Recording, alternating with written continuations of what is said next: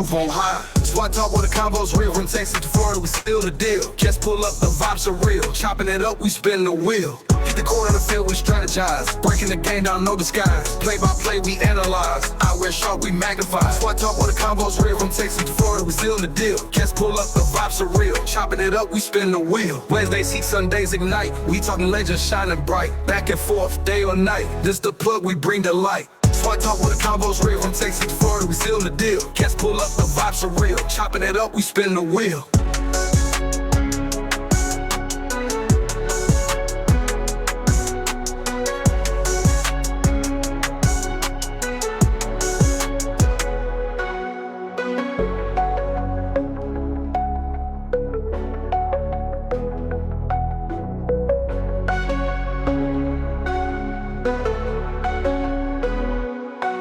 Wednesdays heat, Sundays ignite. We talking legends shining bright. Back and forth, day or night. This the plug, we bring the light.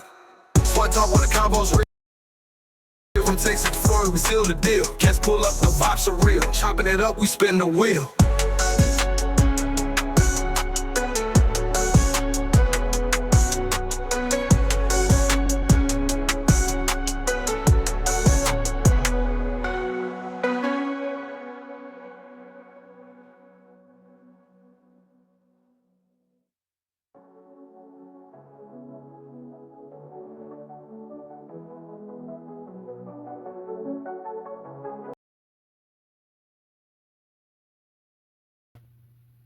All right, everybody, what is going on? How y'all doing today? Welcome to another edition of SWAC Talk, the show we cover the SWAC inside and out. Of course, I am your tour guide around the SWAC C Wells coming at you. And today, we're going to start to really dip our toes into basketball.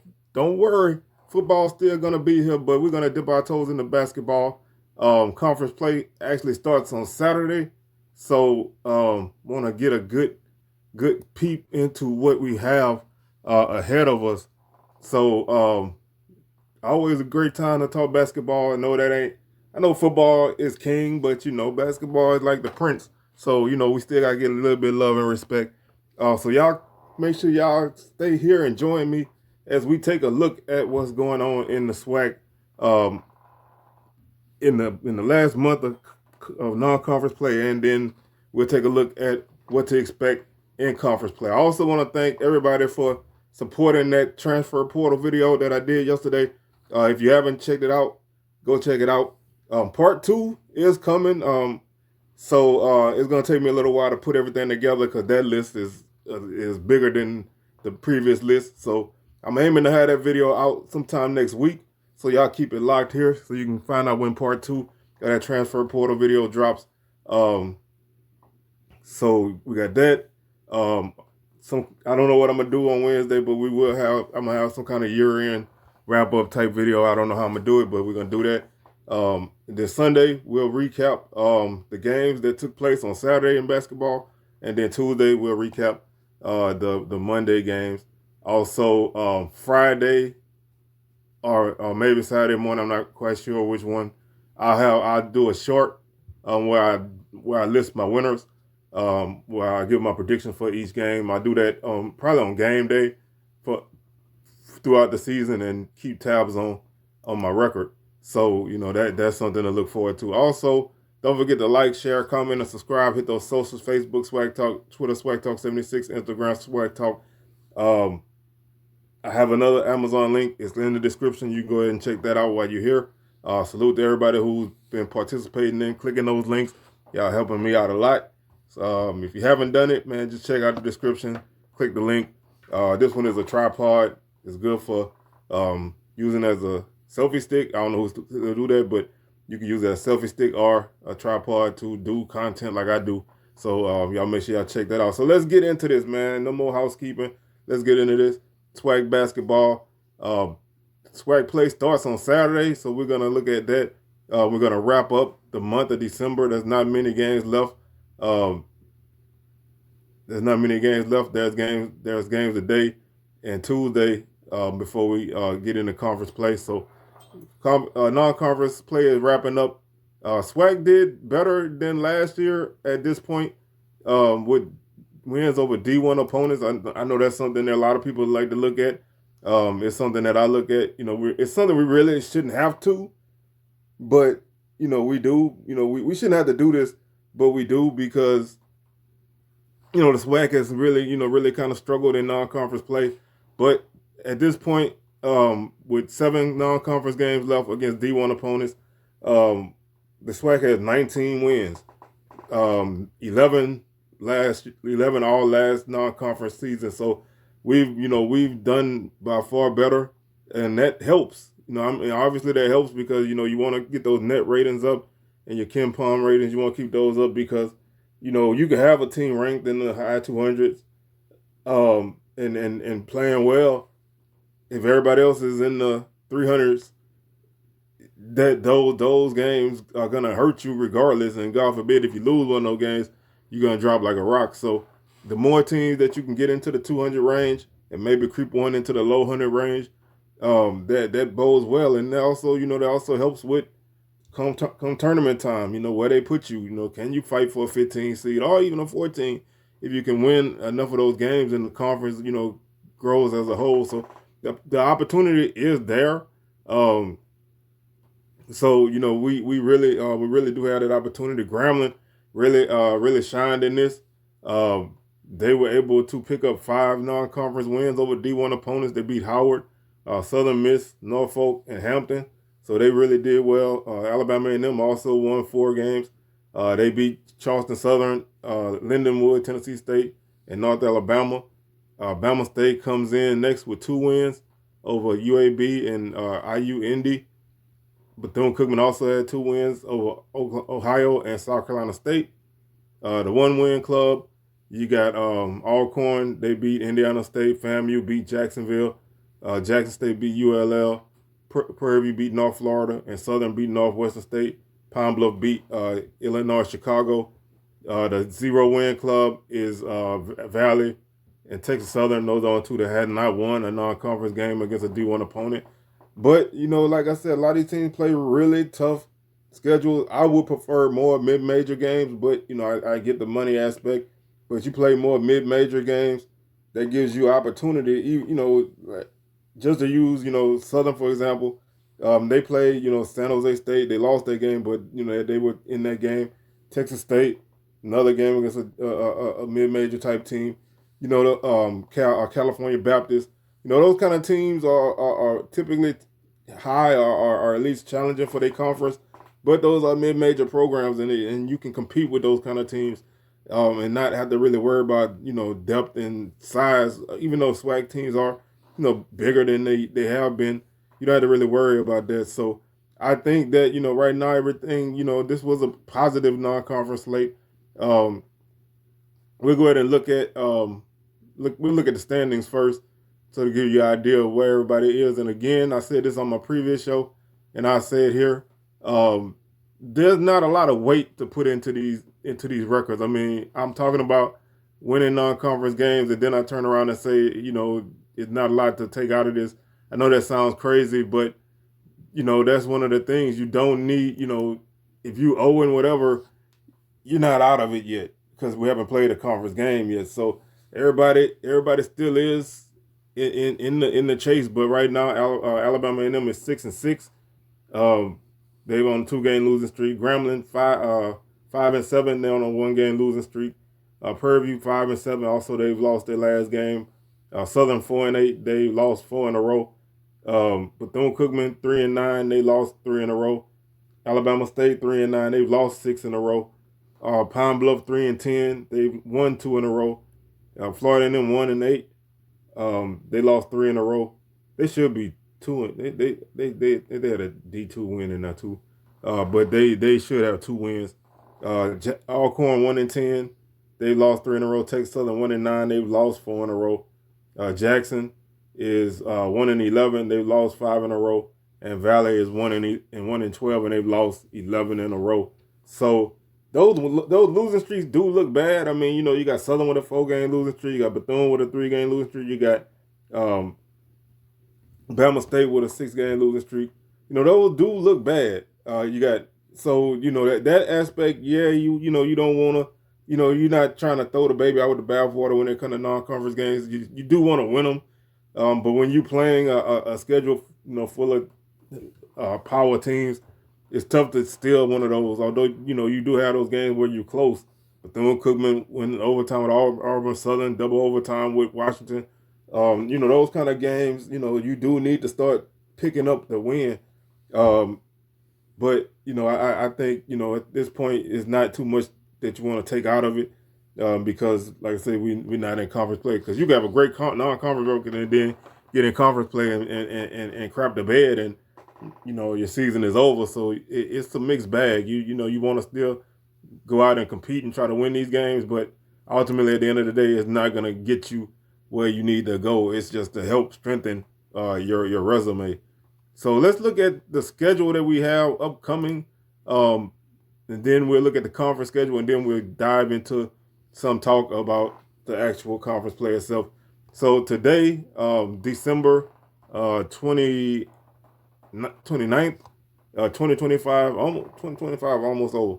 Southern is at Illinois. Bama State is at Mississippi State. Alcorn at Ole Miss. Valley at Oklahoma. Prairie View at Texas A&M. Jackson State at TCU, and Bethune-Cookman is at Oklahoma State. Tuesday, December 30th, these are the last games of the non-conference slate. You got Centenary at Grambling, Fisk at Alabama A&M, and Houston Tillerson at Texas Southern. So got 3 non-D1 games and 7 D1 games. So 10 games left in the non-conference schedule. Saturday, January 3rd, is the start of conference play. We have Bethune-Cookman hosting FAMU. That game is on HBCU Go. It's slated for a 2:30 Eastern time tip. The women's game will be on ahead of that. Alcorn at Jackson State. Prairie View at Grambling. Bama State at Valley. Texas Southern at Southern. And Alabama A&M at Pine Bluff. So this is the first day of the schedule. Monday, we do it again. We switch partners. Bama State is at Pine Bluff. Prairie View is at Southern. Texas Southern is at Grambling. And Alabama A&M is at Valley. So just in case, anybody is new here, or you kind of pay attention to SWAC basketball, but you kind of don't, you one of the people that kind of just biding time till, recruiting kick off and all of that. When it comes to the men's basketball schedule and the women, the 12 teams are divided into 6 little groups, and each group has, that's like, you have what I like to call a travel partner, like Southern and Grambling are linked, Texas Southern, Prairie View are linked, Valley and Pine Bluff, Jackson State, Alcorn, Alabama A&M, and Alabama State, FAMU, Bethune-Cookman. It's for travel reasons. It makes it easier to go on the road. You're not going from Daytona to Houston, in back-to-back games, So when you're in Texas, you play both Texas teams. When you're in Louisiana, you play both Louisiana teams, So it just makes it easier that way. It's been that way since I remember, following SWAC ball. But games are on a Saturday and Monday, and they are double headers for the most part. Let me see. The women were last year. The women were using a different schedule.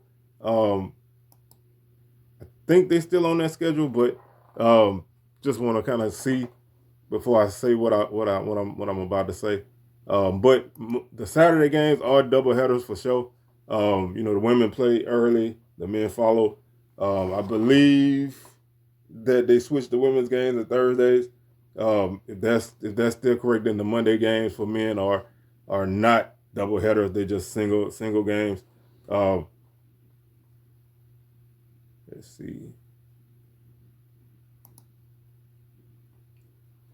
But like I said, that makes it easier. So you kind of know who you're playing. When you see Prairie View playing Grambling, then Monday they're gonna play Southern. So the women are Saturday and Thursday. The men are Saturday and Monday. I should say the women are Thursday and Saturday, because we do have women's basketball on New Year's Day. I didn't realize that the schedule started then, but the women play on Thursday January 1st. So if you want some SWAC basketball and you in the area of these teams, check it out. I'm just gonna give you the Thursday schedule because it's New Year's for women's basketball. You got Prairie View at Southern, that's a 2 o'clock tip. Alabama A&M at Valley, that's a 4 o'clock tip. Alabama State at Pine Bluff, that's a 6 o'clock tip. And Texas Southern at Grambling, that's a 6:30 tip. That Valley Alabama A&M game is on SWAC TV, so make sure if you want to check that out. So that means that this Monday for the men's games there are no double headers.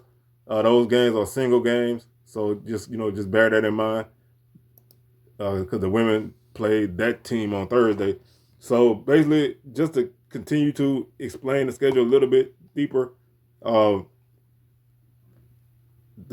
like I say, the Saturday games are double headers. The team that the women play on Thursday, the men will play on Monday. So that's pretty much that. I'm gonna get out of that schedule stuff. Also, the SWAC tournament is in Atlanta again this season, and the big thing about the tournament this year is it's expanding to all 12 teams. So there's no who's gonna miss it. I think last season they went to 10 from 8. And so now it's up to 12. So everybody will make it. That gives everybody a chance to win it. That kind of takes the fun out of what I like to do when I like to kind of, break down the standings. You want to see who eliminated in scenarios. But now, nobody has to worry about missing the tournament. Everybody make it. Everybody get their shot at the big dance. So I think that's pretty fair. With 12 teams, everybody get a chance. And then we'll see how it goes when the season really tips off. Also, I like to do power rankings, but I'm gonna start those for the men probably after the third weekend.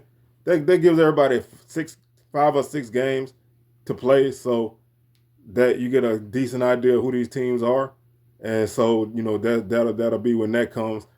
Speaking of the teams. Everybody pretty much knows the teams that you kind of want to keep an eye out on. That's not to discount anybody if I don't like I say Bethune-Cookman is a team that's been intriguing in the non-conference before the season started. They were really heavily promoted. They picked number 1 in the conference in the media day. Southern was picked number 2 right after them. So both those teams are definitely teams to look at. Southern's been playing some pretty good ball, but they haven't been able to close out games. Bama State, defending SWAC champs, definitely want to keep an eye out on what they're doing.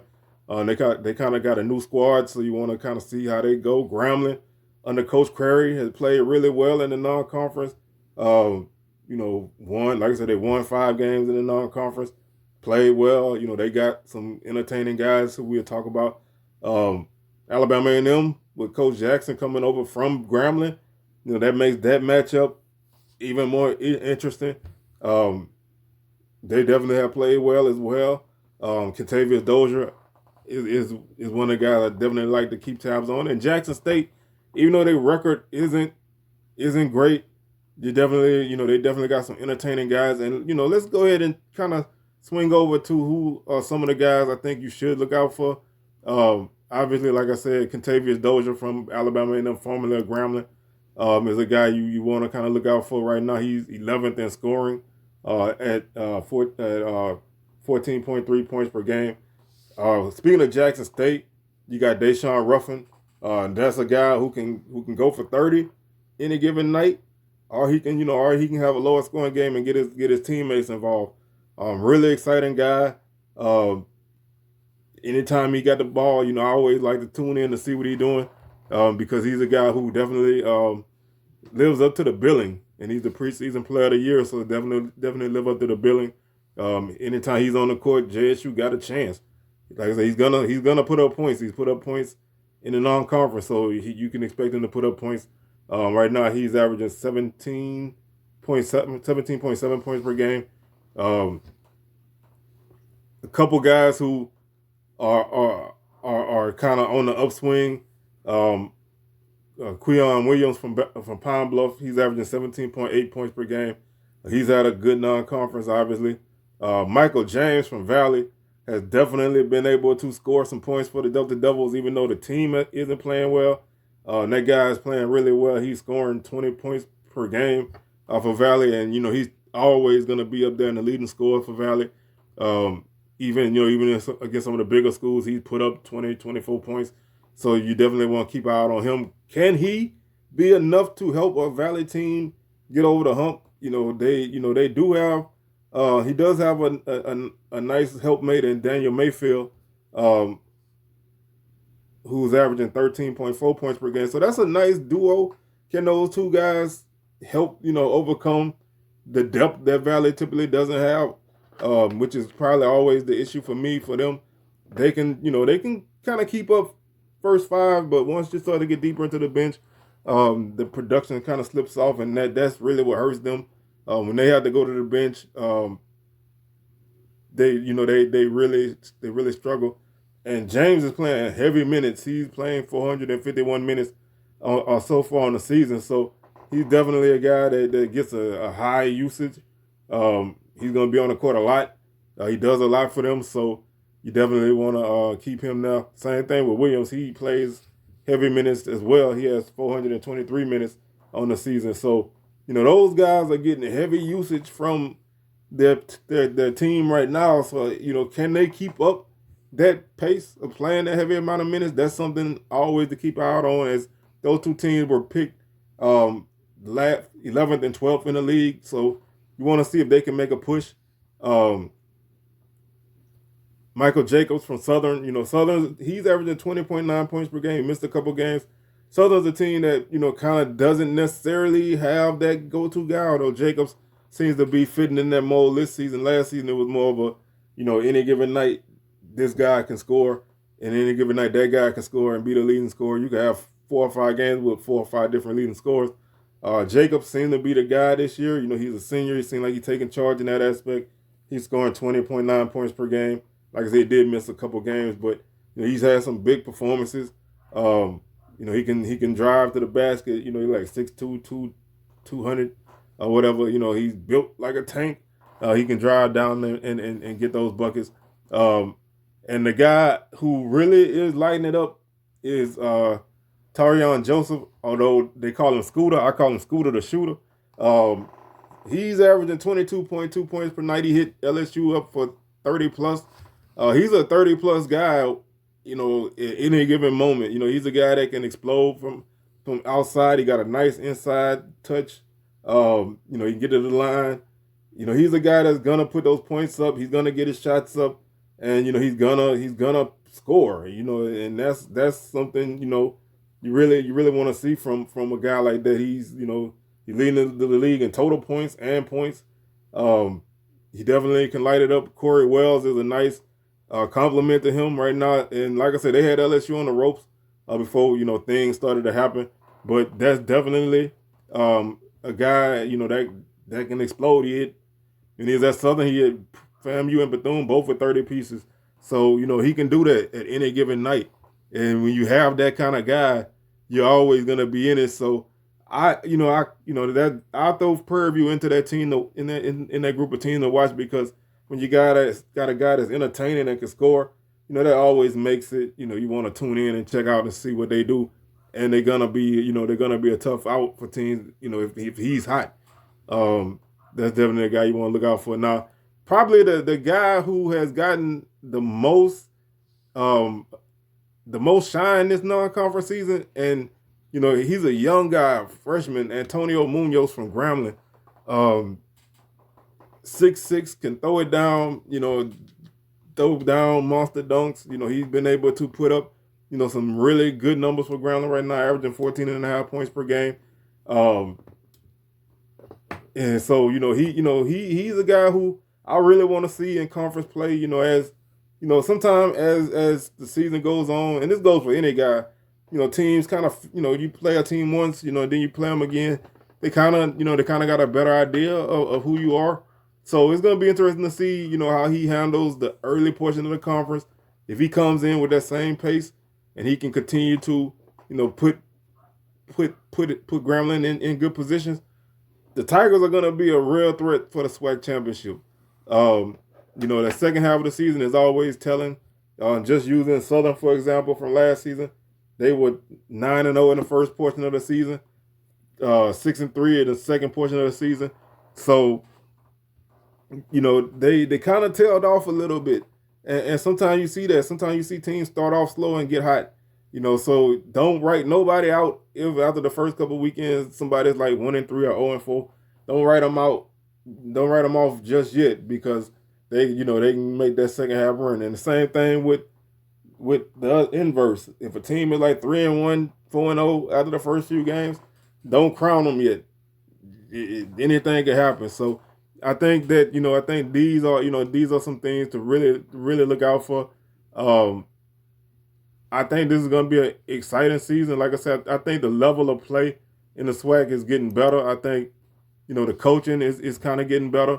I think these teams are improving. Just the fact that they've won 19 games in non-conference over 11 last season is an improvement. Obviously, it's improvement, but what I mean is it's showing that these teams are getting better, and 10 out of the 12 teams have a D1 win. So that's even better. It's not like one team has a bunch and the other teams don't have any. So you're getting to the point where these teams are coming in and they're competing against those teams. Like I said, I want to see more mid-major games, because I think that's a more comparable thing. But until we get to that point, you're gonna have those power games. But like I said, all in all, I think this is gonna be an exciting season. Like I said, I hope everybody continue to keep tabs on it. Like I say, on Saturday mornings and probably Monday mornings, I'll drop my winners for each game. I'll give my predictions, and that'll be more. I do that in shorts, so y'all check those out. And like I said, we'll recap Saturday games on Sunday, and recap Monday's games on Tuesday, and we'll once we get into the point of power rankings, we'll probably throw that in like Wednesday or something like that. I'm not quite sure yet, but this is gonna be the time, man. I'm excited for SWAC basketball. I love football, but basketball is my baby. And so I really enjoy doing this, and I hope you guys come along for the ride. Let me know in the comments, what your thoughts on this upcoming conference play season is. Who you think the team to look out for? Who you think the guy to look out for?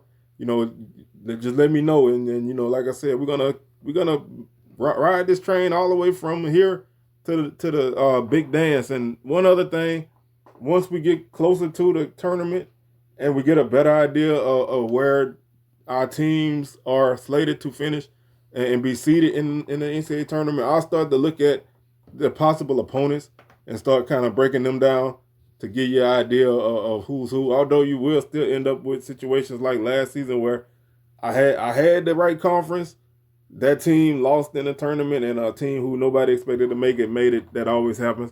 But for the most part, ones typically win those conference tournaments. So with that being said, man, I'm your tour guide around the SWAC, C. Wells, signing out. And I will catch y'all on the rebound. Peace.